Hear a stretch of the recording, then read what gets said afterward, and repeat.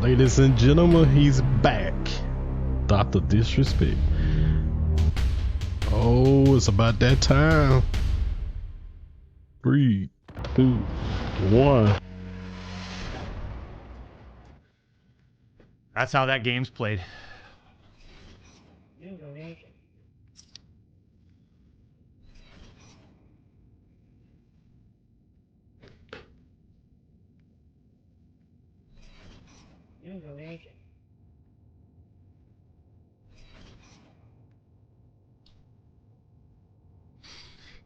Yeah, just keep ignoring the issue and putting up this act. God, I'm so concerned and worried about everyone else's problems except mine because I'm dealing with a deeper depression and I like to project. Oh, champs. A lot of people donating. I do appreciate it. I do appreciate it. You know?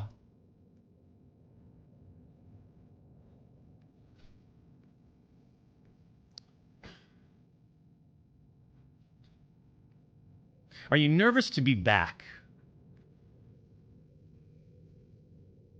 After what's transpired over the last couple months, am I excited to be back to this type of world? God.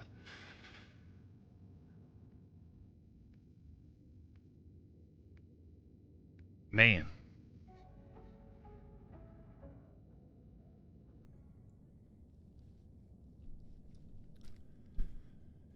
Oh. So glad you're back. Hey, I appreciate it, Shane. It's good to be back to a certain degree, right? We got to figure out this monetization thing. So September 25th is basically when we can reapply for partnership on YouTube, you know? People ask, like, do I, now that you're not getting monetized, you're not going to be streaming ever again or you're on YouTube, are you? There's an opportunity to reapply, right? September 25th is the date. So in the meantime, we'll do what we need to do. I enjoy my time here on YouTube. You know, we've built a nice, strong community for years. This is where we started 16 years ago. 2008, I think. You know, I like my time here. And I like the community. We've got the best, realist gaming community, right? The Champions Club. And we've built it on this platform, and if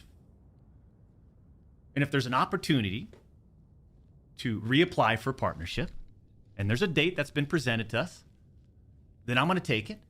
In the meantime, like we always done, we've always stayed in our lane. We'll stay in our lane and continue to just put on a show. You know? For almost 4 years, champs, the public demanded to hear from the doc regarding the Twitch suspension. I guess since you all missed the point with my personal statement, maybe it's time to tell my side of the story. Huh, champs? You see, there was a lawsuit pending, and as part of that arbitration, all parties were not allowed to speak publicly about the case. I respected those rules. My lawsuit against Twitch was eventually resolved, as you all know. But even then, as part of the settlement, all parties were still prohibited from speaking publicly about the case or the settlement. However, if one side violated that confidentiality, then the other side could respond. And again, champs, I respected all the confidential obligations. But apparently Twitch's own disgruntled employees didn't feel the need to abide by those same obligations. Cody Connors, ex-Twitch employee, wasn't even involved, leaks Twitch's reported reason. years later. Cody, why do this? What was the point? This was settled professionally. And you, knowing how black and white the internet is, you decided, you fucking rat, to leak the reported reason Twitch banned me in 2020. I mean, for what? Cody, why? Did you not know the repercussions from spewing lies about the two-time? Did you not know the repercussions of accusing me, Cody Connors? You see, you don't know shit, and it was obvious from your tweet. You didn't have any firsthand knowledge of my dispute with Twitch. You said that I got banned from Twitch because I was sexting a minor through Whisper's messages? Do you even know what the legal definition of sexting is? I do. And yeah, I used Twitch's Whispers, but trust me, I wasn't sexting anyone. You also said the word minor, Cody. I even made sure that word was emphasized in my statement, edited, etc., just to make sure these so-called journalists would pick up on it. And boy, oh boy, did they ever, champs. When you and all these so-called journalists, Cody, fired off your tweets, did any of you consider that the Twitch user may have been over the legal age of consent at the time of the messages? You didn't. Neither did any of these journalists, and neither did Twitch at the time of the ban. You also tried to tell the world that I was trying to meet up with this user at TwitchCon, but you're wrong. Let's set the record straight. I never intended to meet this user ever. We never made plans to meet at TwitchCon or anywhere else, and in fact, we never met in person ever. Your bullshit accusations gave false courage to other former Twitch employees to make shit up as well. I suspect all of you sort of planned and coordinated this attack. These big-time publications, these journalists, these various outlets are sort of just gossip channels now. Don't you think, champs? They act like they're just gossip channels now, without any real journalism and real research happening. They report on all this based on leaks from two former Twitch employees, one of whom was supposedly on the trust and safety team. If these anonymous sources worked on the trust and safety team at the time of my Twitch suspension in 2020, then you would hope they would tell the truth. But apparently that's just too much to ask. If these former trust and safety team members, and by the way, I know exactly who they are, actually had firsthand knowledge, then what they conveniently left out is, one, Twitch's trust and safety team, the same employees that decided to ban me, internally admitted that the Whisper messages were not sexting. And two, Twitch's trust and safety team, the same employees that decided to ban me, internally acknowledged that the Whispers did not constitute child sexual abuse material CSAM. I'll say it again. Neither I nor the Twitch user exchanged any sexual graphic messages or images.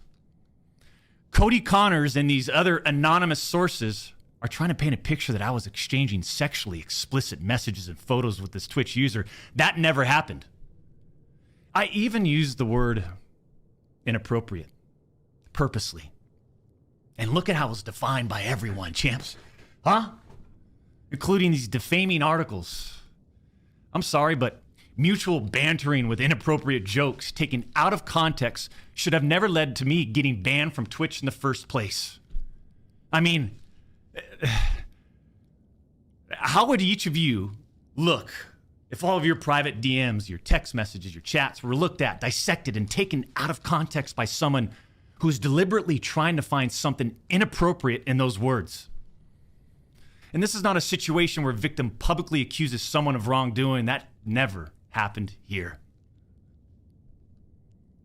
We're talking about allegations that Twitch made against me as a half-baked reason for justifying their actions of suspending and shutting down my channel. Allegations that Twitch made without even a legal analysis of whether the Whisper messages were legal. You see, I engage with my community. I engage with other streamers. And through Twitch Whispers, I communicate with Twitch users. Conversations that consisted of a variety of playing games and gaming politics, content creation, random stuff. This was the extent of my whispers with this Twitch user. On June 21st, 2020, my ex-Twitch partner manager learns that I exchanged whispers with the Twitch user. And I say ex-partner manager because for years, this guy didn't do anything for me, my community, or my channel. For years. I'm talking no front page love. You're talking about the face of the platform, right? Literally. The face of the platform. And I know Champions Club remembers this.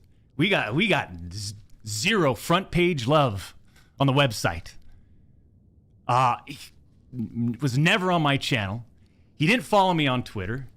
He wouldn't even inform us about Twitch rival tournaments. We're talking about the two-time Twitch rival tournament. Oh, I'm sorry. Would you want to play in it? We got zero support from this guy.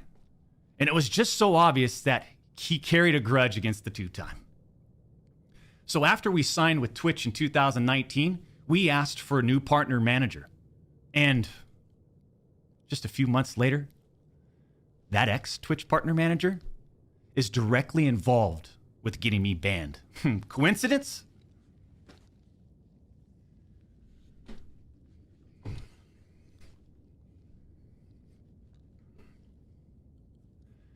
The Twitch user tells the ex-Twitch partner manager that they do not want to report anything to Twitch. I'll repeat that sentence one more time just in case anybody missed that one. The Twitch user tells this ex-Twitch partner manager that they do not want to report anything to Twitch. But this ex-Twitch partner manager encourages the user and even directs them to file a report directly with Twitch, even though the user told him clearly that we never physically met anywhere and that no photographs were exchanged. On June 24th, 2020, Twitch's special operations team receives and reviews the user's report. They find no issues and determine that it did not warrant any further escalation to Twitch's law enforcement response team.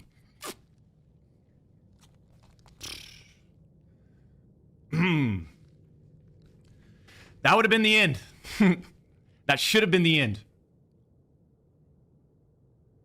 But that partner manager, oh boy, did he had it out. He had it out for the two-time. He finds out that no further action will be taken, so what does he do? He personally escalates the report to a friend on the Twitch's LER team. The LER team, remember, that's the Twitch's law enforcement response team. He escalates the report to a friend on Twitch's LER team. So a day later, on June 25th, the LER analyst pulls the entirety of the whisper messages and begins discussing them with his director of the LER team. Mind you, this director is on vacation at that time and does not have access to their computer or work files. Let me just remind you, I went through a multi-year, big-time arbitration, okay? And, you discover a lot of stuff. Mind you, this director is on vacation at that time. The LER analyst cherry picks and sends a few targeted excerpts out of context from the whisper messages to this director. Now, if you do this, you can make anyone's messages look inappropriate, even when they aren't.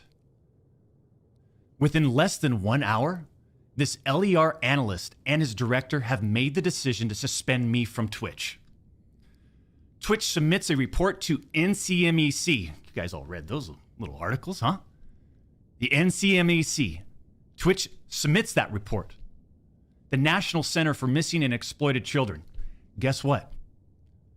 As far as I know, and over 4 years have passed, they didn't do anything with the report. As far as I know, they didn't escalate Twitch's report to law enforcement. Mind you, the same people that made this decision admit internally that the messages did not constitute sexting. The same people that made this decision at Twitch admit internally that the messages did not warrant any child sexual abuse material charge. Twitch makes this decision to terminate my contract and ban me while admitted they did not perform any legal analysis of whether the messages exchanged were illegal in any way. Twitch makes this decision to terminate my contract and ban me while admitting that they never investigated the age of consent in the jurisdiction where the user's messages were sent and received. Twitch makes this decision to terminate my contract and ban me without ever interviewing me, the user, or any other third party, including the partner manager. It's fucking unbelievable!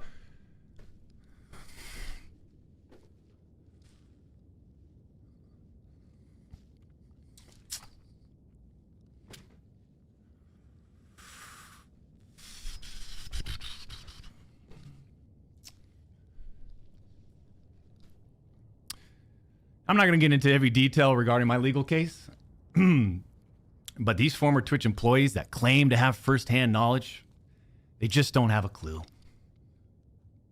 They didn't report any facts. The judge in the case determined that the whispers were not illegal. So then why did Twitch use these messages against me? Why did Twitch treat the doc so differently from their other streamers? I mean, outside of the obvious. I mean, just take a look at me. Right? Unfiltered. The realest motherfucker in this industry. 6'8", gorgeous, athletic, successful, college degree, college athlete, bourbon business, gaming studio, beautiful family. And trust me, we've worked hard for over a decade to improve as a person, a husband, and father, and to get where we're at today. I mean, I'm in such a good place today. And all these people, they all act like they're just so perfect. I'm not perfect.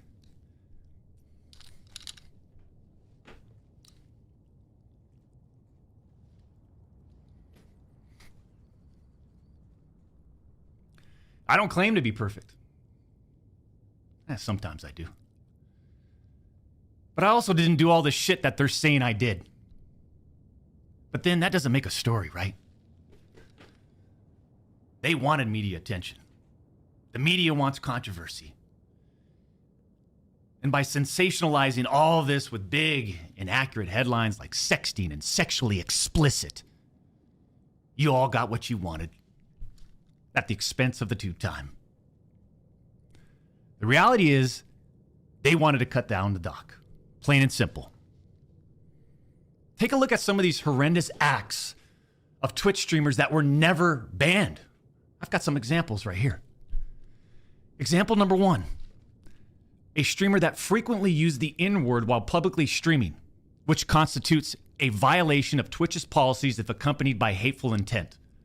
Twitch scheduled a meeting with the streamer to ascertain his intent to determine whether his conduct was a violation of Twitch's policies, ultimately determining it was not a breach of Twitch's policies.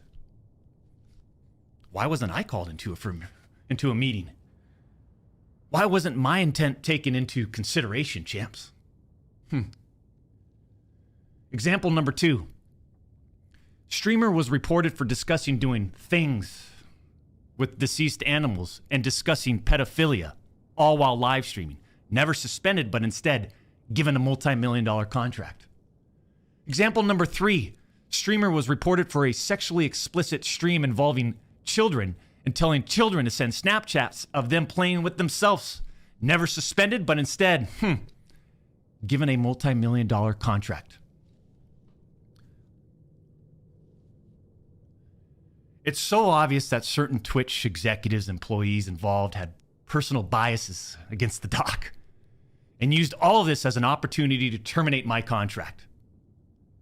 Go back and look at the timing of all this too. The doc's termination lines up with 2 preferable, profitable, and expensive streamers leaving Mixer. As soon as Twitch knew that Mixer had failed, and go look at the timing. These other expensive streamers needed a new streaming platform. So Twitch rushed through its decision to terminate the two-time. You see, I shouldn't even be banned from Twitch.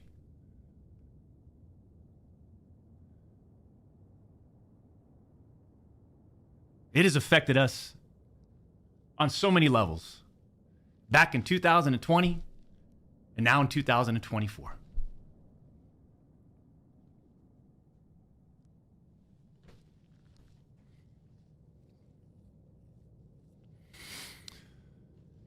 And Cody Connors, I just have to say it again.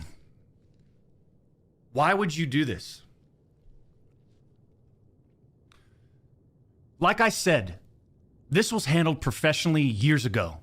No fucking wrongdoing. But because of you, Cody, we just lost. Fuck, man.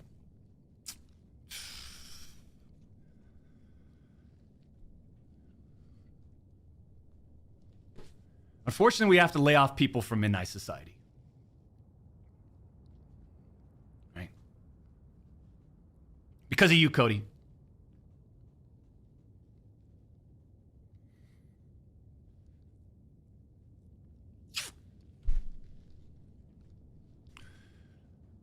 You know, through all this, we are where we are. And like a fucking man, I'll accept it. What I don't accept is sitting quietly by and let these idiots attack me with false accusations. No. For all these doc haters out there too, oh man, the ones that project and project and project and project and worry about everyone else's problems, right? I can't understand that mindset. I could care less. We've always stayed in our lane. But somehow, some way, these people, they just get in our lane. For all you doc haters, I'm sure you'll dissect all of this and still find a way to publicly criticize me. Do what you need to do. I'll say this isn't for you.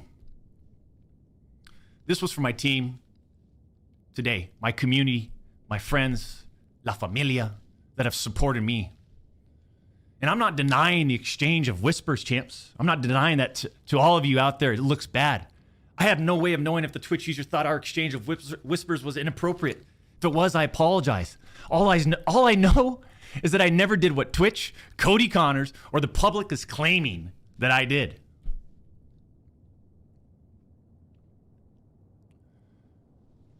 That's it.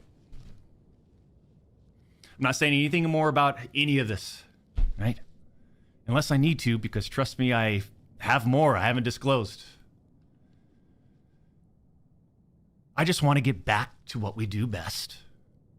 Put on a show and climb our way to the tippity top of the mountain, man. In our own lane.